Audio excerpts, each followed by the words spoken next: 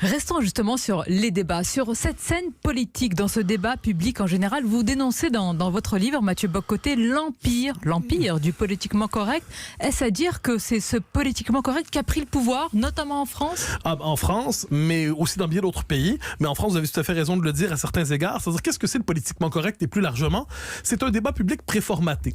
C'est un débat public où les options qui sont légitimement débattues dans l'espace public sont assez peu nombreuses et surtout, certaines options ne seront jamais débattues parce qu'on va les étiqueter de telle manière qu'elles sont présentées comme des non-choix possibles. Je donne un exemple.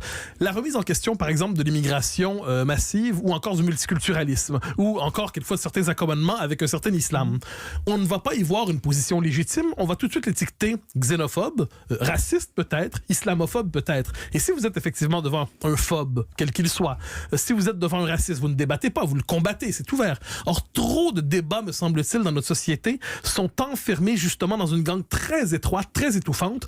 Réponse de cela, sentiment d'étrangeté, d'aliénation dans la population par rapport au système médiatique et par rapport au débat public. D'ailleurs, vous posez une question essentielle, vous dites qui s'est arrogé le droit d'affirmer qu'une opinion est acceptable dans l'espace médiatique? C'est-à-dire qu'aujourd'hui, dans l'espace médiatique, politique, public, on nous dit ce qu'il faut dire, ce qu'il faut penser. Oui, et il y a tout un vocabulaire qui est tout à fait passionnant pour repérer ça. Moi, je commence d'ailleurs le livre avec ça.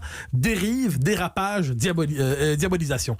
Qui nous dit ce qu'est un dérapage, par exemple? Pour moi, c'est un concept qui me fascine. Parce que le propre d'un dérapage, ça présuppose une route bien définie, avec des contrôleurs de la circulation idéologique qui collent des contraventions idéologiques à ceux qui ont dérapé d'une ligne déjà entendue. De même pour le concept de dérive. La notion de dérive, c'est-à-dire qu'il y a une ligne juste et ensuite ceux qui s'en éloignent. Mais qui fixe cette orthodoxie? Voilà pourquoi la question qui m'habite dans ce livre, finalement, c'est qu'est-ce qui permet de distinguer un fréquentable d'un infréquentable, un modéré d'un radical, un humaniste d'un sulfureux? Qu'est-ce qui permet de distinguer aussi un intellectuel remarquable d'un polémiste colérique? Donc, ces critères-là, ils sont présents dans notre société, mais ils sont souvent invisibles. Je cherche à les expliciter dans l'ouvrage. Et votre livre s'attaque à l'idéologisation du langage qui conduit, dites-vous, à un aveuglement idéologique. Et nous, journalistes, médias, nous y participons largement. Oui, là, c'est le moment. Mais ce n'est pas une exclusivité française, ne vous inquiétez pas.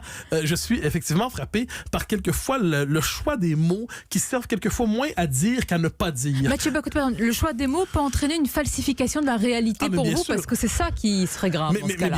Mais bien sûr. Alors, par exemple, certaines réalités ne peuvent être mentionnées à certains moments parce qu'on craint que ça fasse le jeu d'un tel ou d'un tel. Certains, par exemple, les problèmes liés, je reviens sur un de mes thèmes, au multiculturalisme, à la difficile cohabitation de certaines cultures. On ne veut pas le mentionner pour ne pas alimenter ce que l'on croit être les préjugés populaires.